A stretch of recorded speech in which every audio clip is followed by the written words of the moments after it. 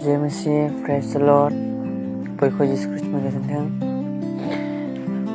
आङो दिनैहाय आरो मोनसे भिडिअ आं बानायनो सानदों, जाबाय नंखाय नाबिनि माने नंखाय नाबिया माबायदि आरो जों बेखौ बोरै सिनायगोन बेनि सोमोन्दै आरो माने गोबां मानसिफ्रा दिनै बे मोनसे बिसय सोदना दङ। बिसोरो गोबां मानसिफ्रानो होनो नंखाय नाबि नाथाय बेखौ मिथिया बिसोरदि नंखाय नाबिदि माबायदि महर लाना फैगोन बेखौ मिथिया।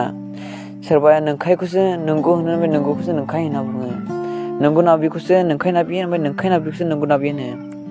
बेनिखायनो दा आङो जे भिडिअ बानायदों बेयाव आं एक्सप्लेन खालामनो नाजागोन, फोरमायनो नाजागोन दि माबायदिखौ नंखाय नाबि होनो, माबायदिखौ नंगौ नाबि होनना बुङो।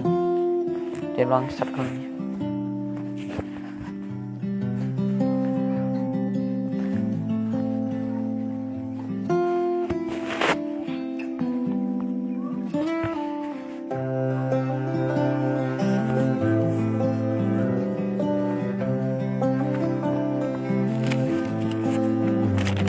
माथाइनि 7 बालाब बिनि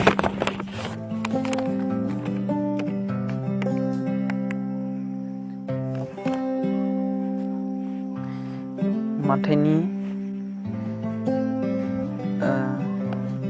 7 बालाब बिनि 15 सिरिनिफ्राय 20 सिरिसिम।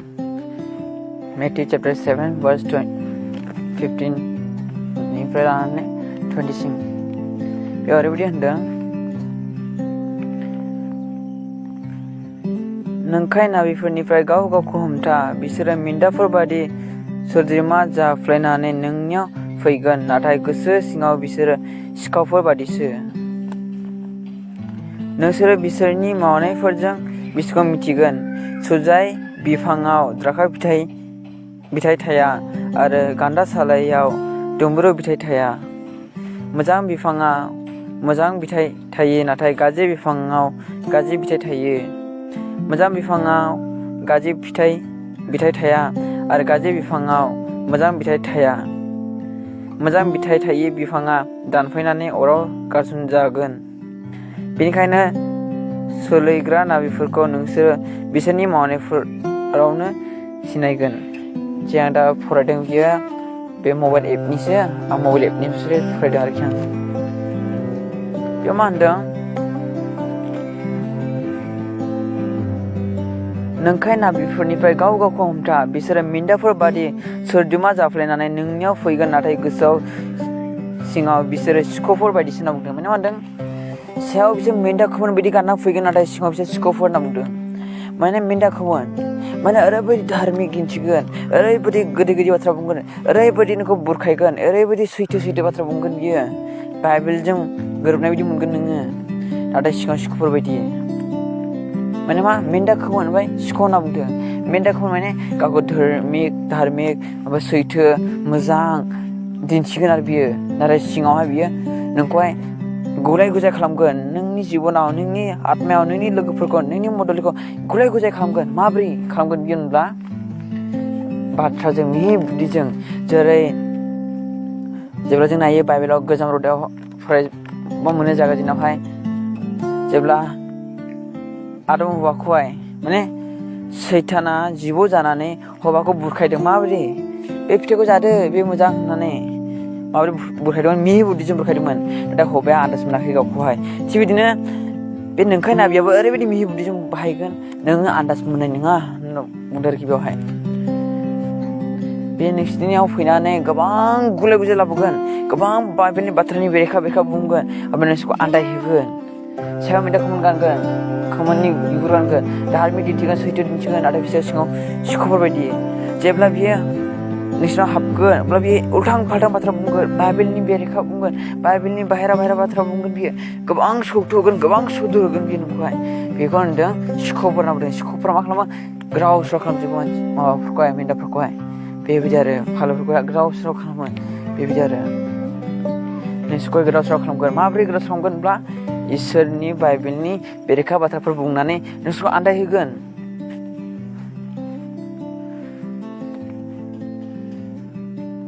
मानोना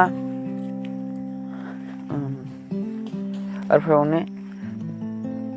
नोंसोरो बिसोरनि मावनायफोरजों बिसोरखौ मिथिगोन सुजाय बिफाङा द्राखा फिथाइ थाया आरो गान्दा सालाया दुम्ब्रु फिथाइ थाया होनना बुंदों। नोंसोरो बिसोरनि मावनायफोरजों बिसोरखौ मिथिगोन सुजाय बिफाङाव द्राखा फिथाइ थाया आरो गान्दा सालाया दुम्ब्रु फिथाइ थाया होनना बुंदों बेवहाय। माने दुम्ब्रुआ दुम्ब्रु सुजाया सुजायखा होनना बुंदों बेवहाय। जेरै सुजायनिफ्राय द्राखा फिथाइ मोना सुजाया माखौ जायो माने गोब्राब बाथ्रा माने गाज्रि बिस गोनां जेरै बैग्रि खानांब्ला गोब्राब जायो माबा मोनसे सुगोनां जेनेबा लेबु बिफां बिनिफ्राय फिथाइ खानो गोब्राब जायो नङासै थिग गाज्रि मानसिया मालाबाबो मोजां बाथ्राखौ बुंनो हानाय नङा आरो बियो बुंब्लाथाय बिनि बुंनाय बाथ्राफ्रा गोब्राब जागोन आरो आन्दायहोग्रा जागोन। सुजाया सुजायखा द्राखाया द्राखा फिथाइखा दुम्ब्रुआ दुम्ब्रुखा माने मा होनदों सुजाया द्राखा फिथाइ थायनो हाया ओमफ्राय गान्दा सालाया दुम्ब्रु फिथाइ थायनो हाया होनना बुंदों। थिग सासे गाज्रि मानसिया सासे नंखाय नाबिया मालाबाबो इसोरनि बायदि एखे महर लानो हाया होनना बुंदों। नंखाया सबसमाय नंखाय बाथ्रा बुंगोन नंखाय नाबि माने बाइबेलनि बाहेरा बुंगोन बिसोरखौ नंखाय नाबि होनना बुङो। जाय नाबिया जाय मानसिया बाइबेलनि बादगा माने बाइबेलनि बाहेरा बाथ्राफोर बुङो बे गासिबो नंखाय नाबि गोजा। जे बाथ्राया बाइबेलावनो गैया बेयाव बे बाथ्राखौ बे बुंगोन अब्ला सानदों बेनो नंखाय नाबि। माने नंखाय नाबिया बाइबेलनिफ्राय जुदि बाहेरा बुंदोंब्ला माने जायहा बाइबेलनि बाहेरा बुंदों नाथाय बे बाथ्राया बाइबेलावनो गैया अब्ला सानदों बे मानसिया नंखाय नाबि। बे बाइबेलावनो दोन दुम्ब्रुआ दुम्ब्रुखा सुजाया सुजायखा थाइजौ बिफां थायो खान्थाल बिफाङा खान्थाल फिथाइ थायो सब बिफाङा गावबागाव फिथाइ थायो। थाइजौ बिफाङा खान्थाल फिथाइ थायनो हाया ओमफ्राय खान्थाल बिफाङा थाइजौ फिथाइ थायनो हाया गावबागाव बिफां गावबागाव फिथाइ। थिगनो बिनि मावनाय दांनायफ्रा बाइबेलजों गोरोबदों गोरोबाखै बिनि मेसेज होनायफ्रा बाइबेलजों गोरोबदों गोरोबाखै बे मानसिया इसोरनि बोसोन माननो हादों ना हायाखै जों बेखौ नायनांगोन। बियो बुंदों मोनसे नाथाय मावदों मोनसे बियो लिरनाय दं मोनसे बुङो मोनसे अब्ला सानदों बेनो नंखाय नाबि। नंखाय नाबिनि सिंफोरखौ बुंसै आं माने नंखाय नाबिया माबायदिनो बियो गाज्रि बिनि बुंनाय बाथ्राया बाइबेलाव गैया अब्ला सानदों बे नंखाय नाबिसो। ओमफ्राय जायनि बुंनाय बाथ्राया जुदि बाइबेलाव गोरोबदों अब्ला बे नंगौ नाथाय जायनि बुंनाय बाथ्रा बाइबेलजों गोरोबा बे बाथ्राया बे नंखाय नाबि। दा जों नायनि हुदा बिजाबावहाय हुदा बिजाबनि 18 दा 21-22 आं मबाइल एपनिफ्राय फोरगोन आं हुदा बिजाब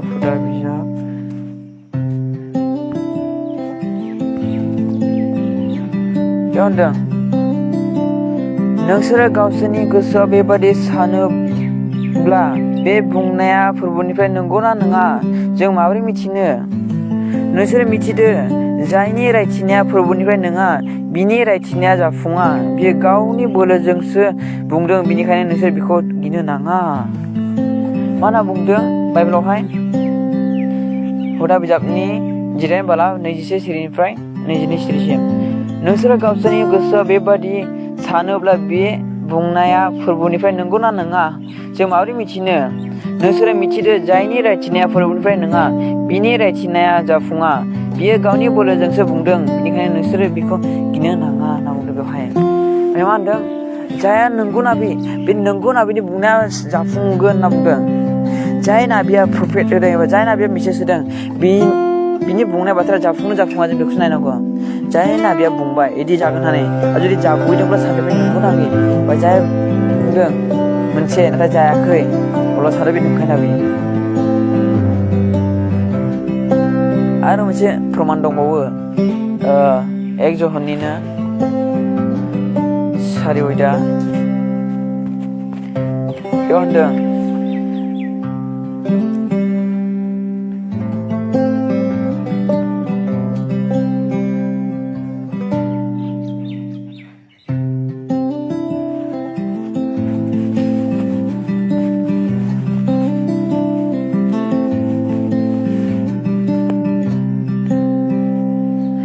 जहन्नि 4 5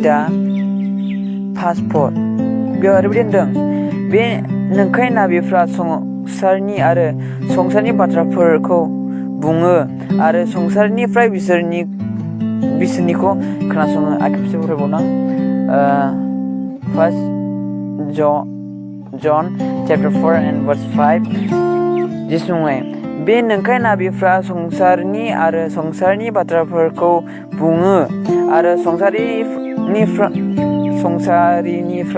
बिसोरनिखौ खोनासङो सयपद नाथाय जोङो इसोरनि जायफ्रा इसोरखौ मिथिगौ बिसोरो जोंनिखौ खोनासङो जायफ्रा इसोरनि नङा बिसोरो जोंनिखौ खोनासङा बेजोंनो नंगौ आरो नंखायनि जिउखौ मिथिनो हागोन अनजाग्रा लोगोफोर दे जोङो गावजों गाव अनज्लायनि मानोना अननाया इसोरनिफ्राय फैयो जायफ्रा अनो बिसोरो इसोरनि फिसाफोर आरो बिसोरो इसोरखौ मिथिगौ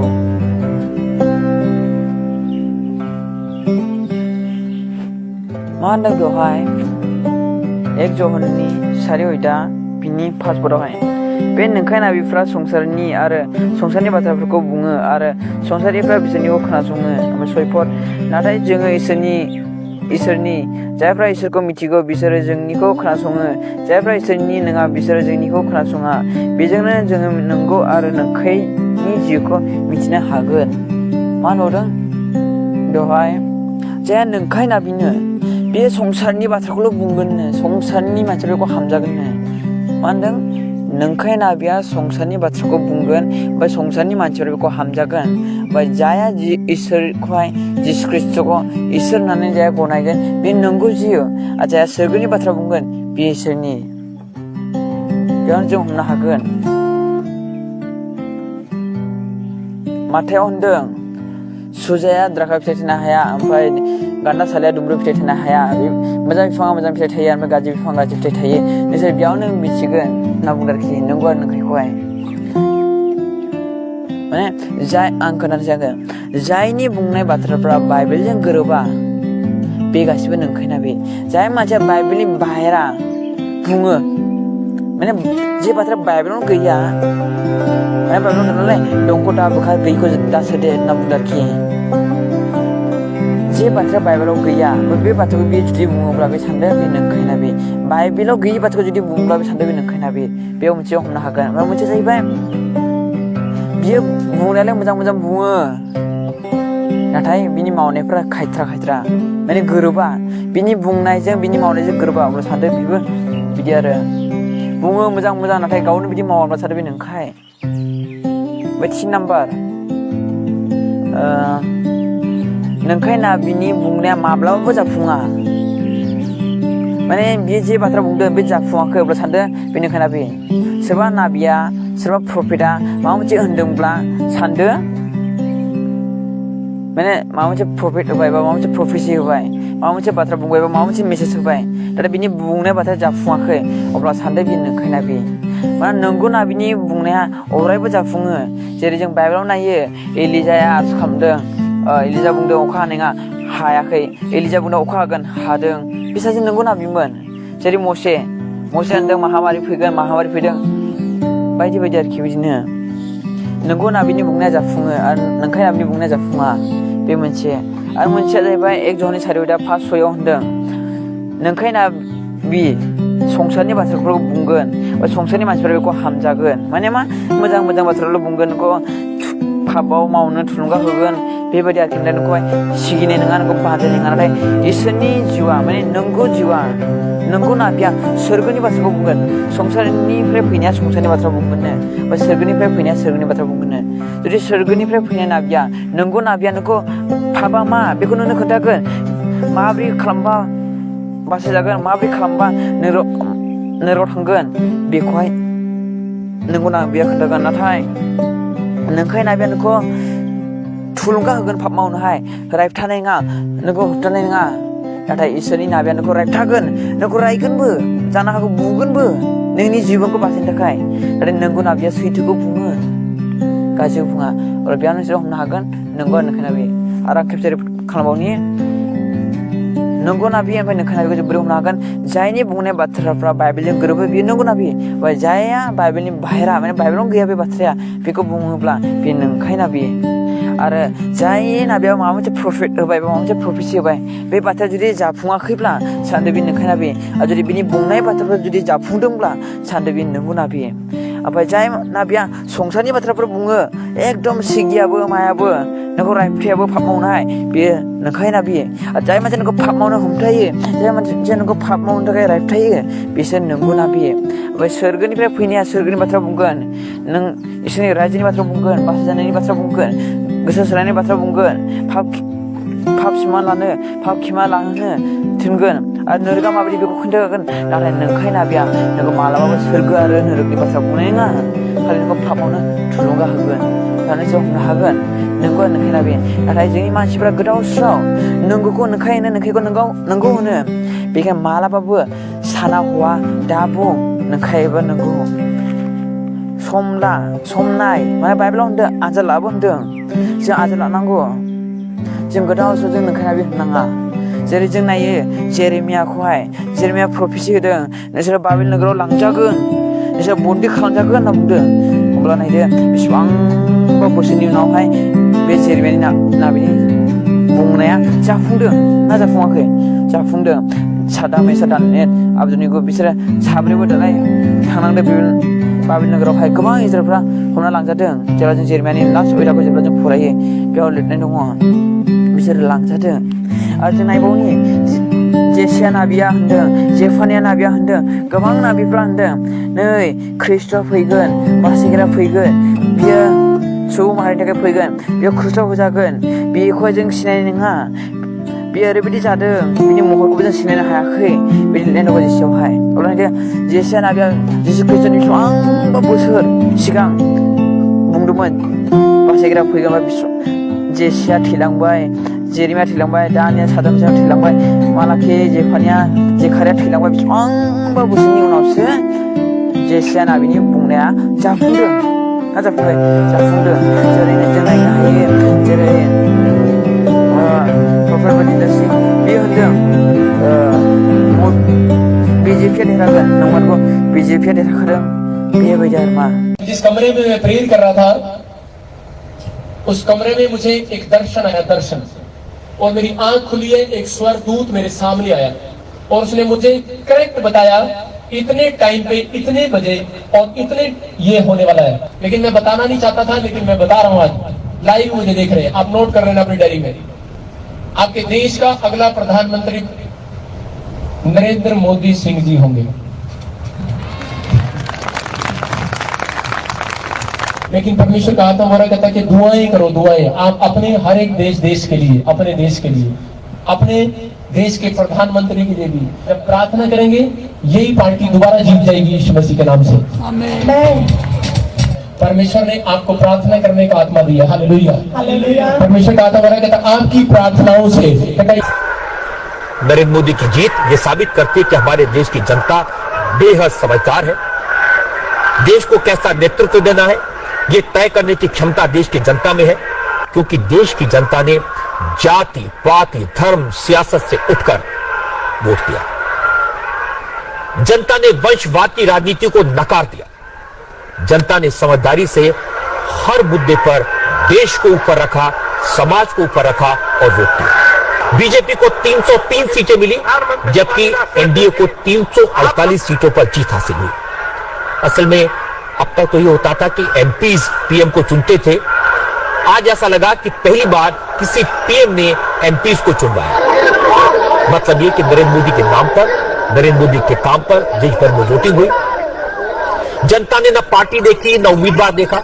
सिर्फ मोदी के नाम पर वोट दिया और उसका नतीजा यह है कि देश के इतिहास में पहली बार किसी नॉन कांग्रेस सरकार को जनता ने लगातार दूसरा मौका दिया पहले से ज्यादा सीटें देकर मौका दिया जवाहरलाल नेहरू और इंदिरा गांधी के बाद नरेंद्र मोदी लगातार दूसरी बार बहुमत की सरकार बनाने वाले प्रधानमंत्री हो गए वैसे ये कहना गलत नहीं होगा कि आज की जीत नरेंद्र मोदी की जीत है मोदी के काम की जीत है इसलिए आज जब जीत के बाद नरेंद्र मोदी पार्टी के कार्यकर्ताओं से मिलने बीजेपी मुख्यालय पहुंचे तो पूरा इलाका मोदी मोदी के नारों से गूंजने लगा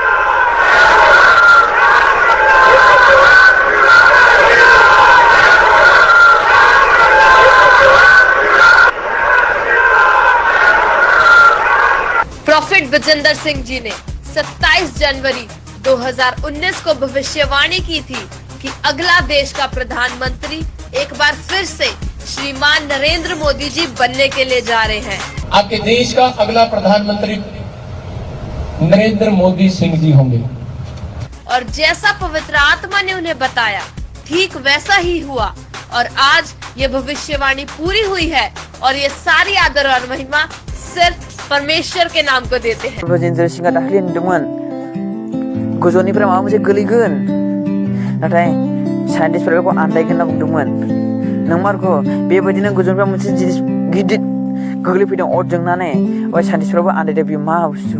प्रॉफिट जी की एक और भविष्यवाणी हुई पूरी। प्रॉफिट जी ने नए साल में कहा कि मैं देख रहा हूँ आसमान से कुछ आग के गोले गिरते हुए देख रहा हूँ और साइंटिस्ट भी इसको प्रूफ नहीं कर पाएंगे। आप न्यूज चैनल पर इसको सुनेंगे। मैं देख रहा हूँ आग लग रही है, कुछ आसमान से आग गिर रही है। कुछ लोग साइंटिस्ट इस बात को पहचान नहीं पाएंगे कि ये क्या हो रहा है। कुछ ऐसी चीजें आपको देखने को न्यूज में मिलेंगी। Prophecy fulfil. नागौर के एक गांव में एक रहस्यमयी घटना सीसीटीवी में कैद हुई है। यहां रात के वक्त बड़ाइली गांव में आसमान से एक आग का गोला आकर गिरा। जमीन पर गिरने से पहले उस गोले से तेज रोशनी निकली और एक तेज धमाका भी हुआ, जिसके बाद ये गोला एक खेत में जा गिरा और ना ही खेत में गोला गिरने के कोई निशान मिले हैं। इस हैरान करने वाली घटना की तस्वीरें यहां लगे एक होटल के सीसीटीवी कैमरे में कैद हुई, जिसकी मालिक ने पुष्टि भी की है। मैं देख रहा हूँ आग लग रही है, कुछ आसमान से आग गिर रही है। तो मैंने देखा कि रात को 1:37 पर आसमान से कोई आग का गोला गिरता हुआ दिखाई दे रहा है, जिसकी चमक बहुत तेज थी। शायद कोई उल्का पिंड है या कोई आग का गोला था। मैंने आस पड़ोस के खेतों में भी ढूंढा, लेकिन वहाँ पर कुछ मिला नहीं। इसका मतलब समझ जाना कि परमेश्वर ऊपर रहता है और आफत जो है अगर ऊपर से आई है तो ऊपर से ही वो आफत को हटाने वाला यीशु मसीह के सामर्थ्य नाम में बुंदोंब्ला जाफुंगोन ना जाफुंगानो बेखौ नेबाय था। जुदि नेगासेयावबो जुदि जायाखैब्ला सानदो बे नंखाना बे। जुदि जाफुंदोंब्ला सानदो बे नंगौना बे। दिनैहाय इसोरा गेदेरखौ बाहायदों उन्दैखौ बाहायदों। ओइ बै उन्दै गथ' नंखायना बियो नंखाय जिउसो बाहायदों ना दा बुं। बै मानसि गेदेरखौबो नंखायना बियो ना दा बुं। माना बाइबेलाव होनदों जयेलनि 2:28 होनदों। जयेलनि 2:28 ओरैबायदि लिरनाय दं। आरो बे घटना जानायनि उनाव आङो गावनि गोथार जिखौ बयबो मानसि जाथिनि सायाव लुनानै होगोन। अब्ला नोंसोरनि फिसाज्ला आरो फिसाजोफ्रा नाबिनि समान रायग्रा जागोन। नोंसोरनि बोराय बुरैफ्रा सिमाङाव नुगोन आरो नोंसोरनि जोहोलावफ्रा दर्शन मोनगोन। 29 पद। बे समाव आङो गावनि गोथार जिखौ गलामजोफोरनि सायाव लुनानै होगोन। प्रेज द लर्ड। मा होनो बेवहाय आङो जोबनाय दिनाव गावनि गोथार जिखौ लुनानै होगोननो। बे जोबनाय दिनाव माने गावनि गोथार जिखौ लुनानै होगोननो।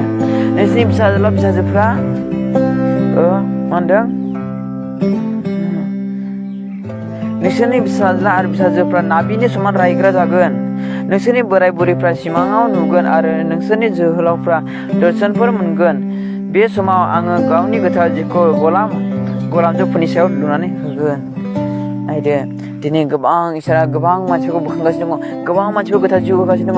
सोरबा बोरायनानैसो सोरबा नाबि जादों, सोरबा सेंग्रा नाबि जादों, सोरबा हाबा जानाय मानसिया नाबि जादों, सोरबा देरफुनाय गथ'आ नाबि जादों। बिदि गोबां नाबिफोर उजिदों।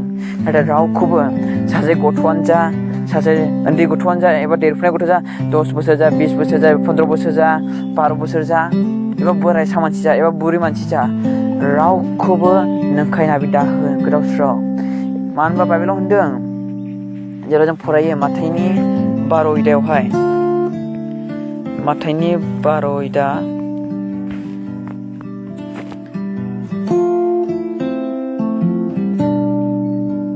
31 फरायगोन आं। बेनिखायनो आङो नोंसोरनो मिथिहोयो, मानसिनि मोनफ्रोमबो पाप मावनाय आरो निन्दिनाय दाया निमाहा होजागोन। नाथाय सोरबा गोथार जिखौ निन्दिब्ला बियो बे दायनिफ्राय निमाहा मोनथारनाय नङा। 32 सोरबाया मानसिनि बिसाजनि जेंना माबाफोर होनब्ला बियो निमाहा होजागोन नाथाय गोथार जिउनि जेंना माबाफोर बुंब्ला बियो जेब्लाबो निमाहा मोनथारनाय नङा दाबो आरो फैगोन बोथोरावबो। मा होनदों बेवहाय ओरैबायदि होनदों माने जाया मानसिनि बिसा हौवा जिसु ख्रिस्टनि बेरेखायाव बुंगोन बेहा खेमा दं नाथाय गोथार जिउनि बेलायाव खेमा गैया होनना बुंदों। बेखायनो जों गोदाव सोराव जों बुंलाबाय नङा नंखायना बे होननानै आरो 1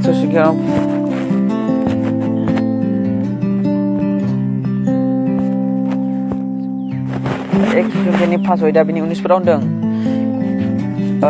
फर्स्ट थेसलनिकिया चैप्टर 5 and verse 19 फरायलांगोन आङो। बेयाव होनदों गोथार जिउखौ दा खोमोर। ओमफ्राय 20 होनदों जायहा नाबि बायदि इसोरनि बाथ्राफोरखौ बुंगोन बेखौ गुस्थि दाफेन। 21 होनदों नोंसोर गासैखौबो आनजाद लानानै गाहामखौ माव आरो गाज्रि मानिखौ गार।